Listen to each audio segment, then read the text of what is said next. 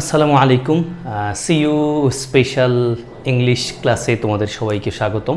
আজকেও আমরা চট্টগ্রামের যারা বিজ্ঞান অনুষদে পরীক্ষা দিবে তাদেরকে ফোকাস করে ভিডিওটি, তবে বিজ্ঞান ভিন্ন বাকিরাও নিশ্চয়ই আজকের এই ভিডিও থেকে উপকার পাবে। আমরা প্রথম যে প্রশ্নটা দেখতে পাচ্ছি কন্ডিশনাল মোডে চট্টগ্রামের বিজ্ঞান অনুষদের স্টুডেন্টরা নিশ্চিত করে প্রশ্ন পাবে। বিগত অনেক বছরের হিস্ট্রি তাই বলছে। বিজ্ঞান ভিন্ন প্রত্যেক ইউনিটেই এখান থেকে প্রশ্ন আসে।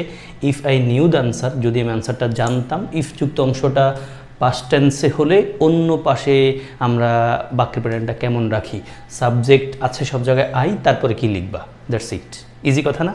ইফ যুক্ত অংশ প্রেজেন্ট টেন্স হলে আমরা অন্য পাশে ফিউচার ইনডিফিনিট টেন্স লিখি। ইফ যুক্ত অংশ পাস্ট ইনডিফিনিট টেন্স হলে অন্য পাশে আমরা সাবজেক্টের পরে উড, কুড, মাইট এগুলো লিখি। আর ইফ যুক্ত অংশ যদি পাস্ট পারফেক্ট হয় অন্য পাশে আমরা would, could, mite, have, V3 লিখি। তার মানে আমরা বুঝতে পারছি ইফ যুক্ত সেন্টেন্সে অলওয়েজ বাক্যের ভার্বটা প্রেজেন্ট টেন্সে থাকবে, অর পাস্ট টেন্সে থাকবে, অর পাস্ট পারফেক্ট টেন্সে থাকবে, আর অন্য পাশে চেঞ্জ হচ্ছে। তাহলে আমরা এখানে উত্তর দিব সেকেন্ড কন্ডিশনাল, যেটা ইফ যুক্ত অংশ পাস্ট ইনডিফিনিট টেন্স, অন্য পাশে সাবজেক্টের উপর কী হবে, উড, ভার্বের বেস ফর্ম। তাহলে সাবজেক্ট আছে আই আর ভার্বের বেস ফর্ম টেল লিখে আছে, ফলে আমরা হ্যাড লিখতে পারছি না, আই উইল লিখবো না, যেহেতু আমাদের সেকেন্ড কন্ডিশনাল আইড মানে কিন্তু আই উড।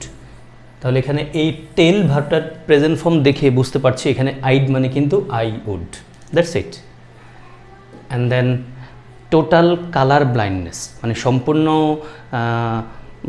কালার ব্লাইন্ডনেস মানে কালার চেনে না, এটাকে আমরা কালার ব্লাইন্ডনেস বলি। তাহলে টোটাল কালার ব্লাইন্ডনেস কমা, আবার কমা, তার মানে এখানে একটা কথা লেখা আছে এই টোটাল কালার ব্লাইন্ডনেসটাকে এক্সপ্লেন করবে।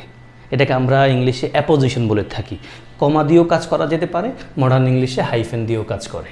তাহলে বাক্যটা মূলত এরকম, total colour blindness is the result of a defect in the retina.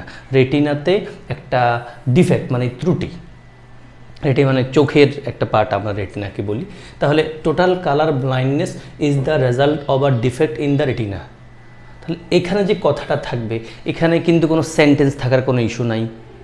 A rare condition that দরকার আছে কি না, ইজ আ রেয়ার কন্ডিশন দরকার আছে কি না, দ্যাট আ রেয়ার কন্ডিশন দরকার আছে কি না, নাকি উত্তর ডি দিলেই হয়ে যাচ্ছে। আই ফিল লাইক তোমরা ডি দিবা। আর রেয়ার কন্ডিশন বলছে টোটাল কালার ব্লাইন্ডনেস, এটা একটা রেয়ার কন্ডিশন। যে এই কথাটা একটা এক্সট্রা কথা, দুই কমা দিয়ে যুক্ত করা আছে, যেটাকে আমরা ইংলিশে অ্যাপোজিশন বলি।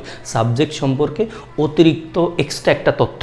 তাহলে টোটাল কালার ব্লাইন্ডনেস আর রেয়ার কন্ডিশন দুই কমা দিয়ে বলছি, এটা ছাড়া বাক্য হয়ে যাচ্ছে is the result of a defect in the retina.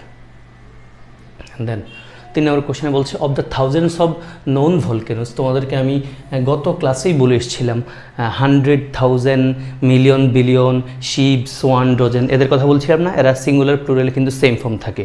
তবে এই কথাটা আলাদা করে বলেছিলাম যে 100,000, মিলিয়ন, বিলিয়ন, বিশেষ করে 100,000 এটা আমরা খুব বেশি পাই। 100,000-এর আগে যখন আমরা ফিক্সড একটা সংখ্যা পাবো, লাইক 500s বলতে পারছি না, যদি আমরা বলতে ফিল করি, হয়তো বলতে পারলে ভালো লাগে 5 pence, 500 স্টুডেন্টস, কিন্তু 500 পিপল, 500 স্টুডেন্টস। তাহলে আমরা 5-এর পরে মানে 100 শব্দের আগে, 100,000-এর আগে নির্দিষ্ট ফিগার থাকলে তাদের সাথে অ্যাজ বাস লিখছি না, বাট যদি S/S লিখতে চাই তখন আর তার আগে ফিগার না রেখে আমরা এভাবে লিখতে পারছি। তখন থাউজেন্ডস মানে হাজার হাজার, হান্ড্রেডস মানে শত শত, but 500, that's it. Of the thousands of known volcanoes মানে পরিচিত আগ্নেয়গিরির মধ্যে ইন দ্য ওয়ার্ল্ড, পৃথিবীতে, দ্য ওভারওয়েলমিং মেজরিটি মানে অধিকাংশ মেজরিটি আর ডোরমেন্ট। এখানে ডোরমেন্ট অর্থ কী? সেন্টেন্স দিয়ে শব্দের অর্থ দিয়েছিল, খুব ভালো ওয়ে। এই স্টুডেন্টরা সেন্টেন্সটা পড়ে শব্দের অর্থ গেস করার চান্স আছে, এটা খুব ভালো। উইদাউট মানে কী বলা যায়, কনটেক্সট ছাড়া সেন্টেন্স দিলে কিন্তু ওয়ার্ড দিলে অর্থ বের করা টাফ, না পারলে একবারে পারা সম্ভব না। বাট সেন্টেন্সের একটা ওয়ার্ড আন্ডারলাইন করে দিলে অর্থ বের করাটা গেস করেও বের করা সম্ভব হয়। ডোরমেন্ট মানে কি? ডোরমেন্ট মানে হলো লুপ্ত, সুপ্ত, লুকায়িত, অ্যাক্টিভ না, ইনঅ্যাক্টিভ। তাহলে ডোরমেন্ট মানে কি? ঘুমন্ত, তাহলে ইনঅ্যাক্টিভ। তার বাক্যের অর্থ দাঁড়াচ্ছে হাজার হাজার পরিচিত ভলকেনোর মধ্যে পৃথিবীতে অধিকাংশই হলো নিষ্ক্রিয়, যেটাকে আমরা একবারে ওই ভাষায় বলি নিষ্ক্রিয়। And then the antonym of the word frugal, frugal শব্দের বিপরীত শব্দটা কি? ফ্রুগাল শব্দের বিপরীত শব্দ কি? ফ্রুগাল শব্দের বিপরীত শব্দ হলো স্পেন্ডথ্রিফট, ফ্রুগাল শব্দের বিপরীত শব্দ হলো স্পেন্ডথ্রিফট। আমার কাছে মনে হয় এটা সবাই পারার কথা। And then fifth question, he will explain it to you when. When, আমি গত ক্লাসে তোমাদেরকে এই ওয়েনের একটা প্যাটার্ন দেখিয়েছিলাম।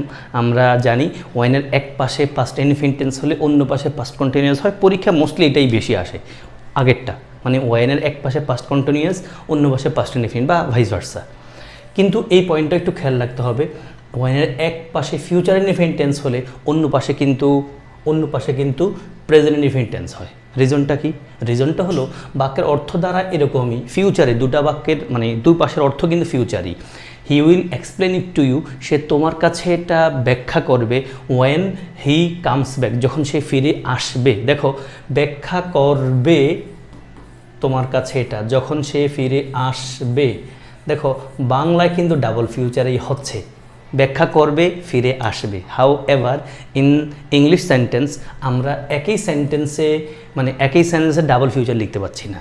তার মানে আমরা এটা খেয়াল করব, ওয়েনের আগে যখন ফিউচার ইনডিফিনিট টেন্স দেখব, আমরা পরবর্তী সেন্টেন্সটাতে টেন্স আকারে আমরা ভার্বের কোন ফর্ম লিখব?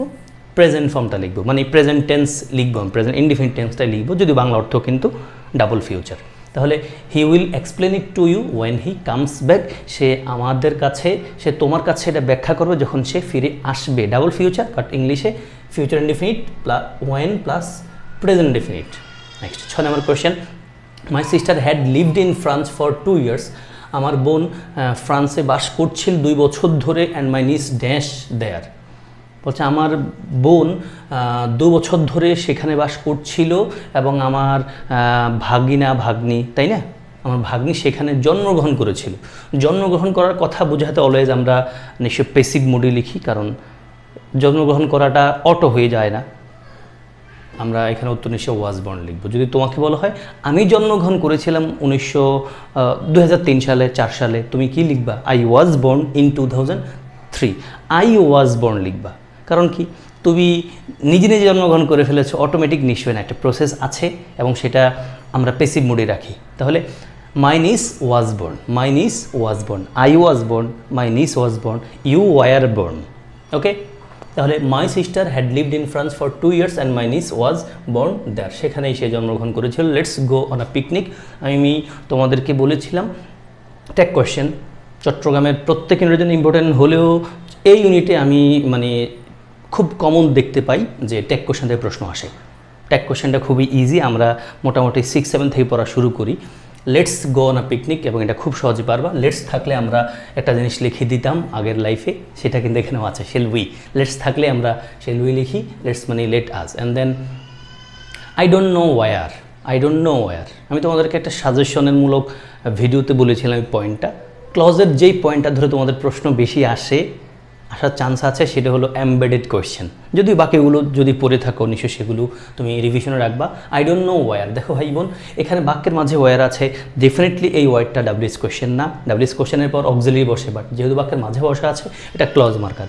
ক্লজ মার্কারের পর ডিরেক্ট কী প্রয়োজন? সাবজেক্ট প্রয়োজন। দেখো সাবজেক্ট নাই, কোথায় নাই এবং নাই, তোমার কষ্ট খুব কমে যাবে। যদিও কোনো অপশনে প্রশ্নে হয়তো তুমি 2টা অক্সিলারি পাবা, 2টা সাবজেক্ট দিয়ে পাবা, তখন আবার টেন্সের কিছু বিষয় আছে। এখানে উত্তর নিশ্চয়ই সি হওয়ার কথা। This is C. I don't know, আমি জানি না। Where he could have gone so early in the morning, আমি জানি না সে কোথায় চলে গেছে। হি কুড হ্যাভ গান, কোথায় সে যেতে পারে, so early in the morning, এত সকাল। That's it. তাহলে এখানকার পয়েন্টটা কি? ওয়ারটা ক্লজ মার্কার, তারপর ডিরেক্ট সাবজেক্ট প্রয়োজন হবে।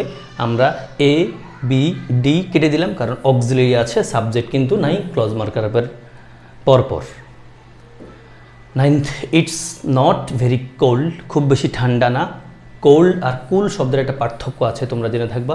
কোল্ড মানে ঠান্ডা, যেটা কিনা আনকমফর্টেবল, অন্যদিকে কুল মানে হলো কুল, লোকটা খুব কুল বা পরিবেশটা খুব কুল, মানে স্বস্তিদায়ক, কমফর্টেবল। তাহলে it's not very cold. I don't think, আমি মনে করি না, we need these big jackets, আমাদের এত বড় বড় জ্যাকেটগুলো নেওয়া দরকার নাই। আই ডোন্ট থিঙ্ক সো কি বাক্যটা অ্যাফার্মেটিভ অ্যান্ড নেগেটিভ অ্যাগ্রিমেন্ট নামে একটা টপিকের কথা তোমাদেরকে বলা হয়েছে, তোমরা পড়ে থাকো। এটা নেগেটিভ অ্যাগ্রিমেন্টের কথা বলছে। বাহিরে খুব বেশি ঠান্ডা নাই, আমি মনে করি না যে এই বড় বড় জ্যাকেটগুলো নেওয়া দরকার। আরেকজনও বলছে, এটা একজনে বলছে, আরেকজন উত্তর দিচ্ছে yeah I don't think so, কি আমিও মনে করি না। তাহলে নেগেটিভ অ্যাগ্রিমেন্টের কাজ যখন আমরা করি তখন দুটো সূত্র থাকে, একটা আইদার দিয়ে, একটা হলো নেইদার দিয়ে। আইদার দিয়ে তখনই করি যখন এই নেগেটিভ অ্যাগ্রিমেন্টের অংশে নেগেটিভ একটা ওয়ার্ড থাকে, অক্সিলারি থাকে। নেইদার দিয়ে তখনই করি যখন যখন বাক্যের নেইদার ছাড়া বাকি অংশটা পজিটিভ মুডে থাকে, কারণ নেইদার নিজেই নেগেটিভ ওয়ার্ড, সেখানে একটা নেগেটিভ ওয়ার্ড বসতে পারে না। তাহলে আমরা নেইদার দিয়ে করতে পারছি না, আইদার দিয়ে হয়ে যাচ্ছে উত্তর। That's it.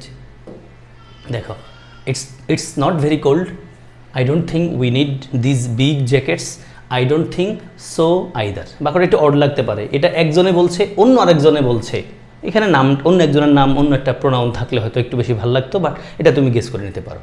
Affirmative and negative অ্যাগ্রিমেন্টের সূত্রটা, মানে টপিকটা ভালোভাবে দেখে নিও। And you are welcome to order the goods now, মানে তুমি, মানে তোমারে স্বাগতম, আমাদের পণ্যটা এখন তুমি অর্ডার করতে পারো, কিন্তু একটা ভেজাল আছে, ভেজাল না, মানে একটা কিন্তু আছে। পেমেন্ট শুড বি মেড, মানে পেমেন্টটা করতে হবে আগে আগে। তাহলে পেমেন্ট শুড বি মেড, কী লিখবে? For advance, advancing, in advance নাকি টু অ্যাডভান্স? এটা মনে হয় খুব বই ধরে পড়ার কথা না, এটা যারা একটু রিডিং পড়ে, যাদের পরে একটু অভ্যাস আছে তারা অটো পেরে যাওয়ার কথা। আমরা মানে অগ্রিম বোঝাতে ইন অ্যাডভান্স বলি, দ্যাটস ইট। তাহলে you are welcome to order the goods now, আপনি অর্ডার করতে পারেন, আপনাকে স্বাগতম, আমাদের পণ্য অর্ডার করেন প্লিজ, কিন্তু payment should be made in advance, আগেই পেমেন্টটা করতে হবে। এই ছিল তোমাদের সাথে আজকের ক্লাস। হোপফুলি তোমরা উপকার পেয়েছো। যারা উপকার পেয়েছো অফকোর্স ভিডিওতে একটা লাইক দিয়ে ফেলবে, তোমার কিছু বন্ধুর সাথে ভিডিওটা শেয়ার করবে, বন্ধুকে মেনশন করবে, আমার জন্য দোয়া করবে। আমি খুব চেষ্টা করব তোমাদের জন্য, তোমাদের হয়ে, তোমাদের পাশে থাকার। আসসালামু আলাইকুম ওয়া রাহমাতুল্লাহ।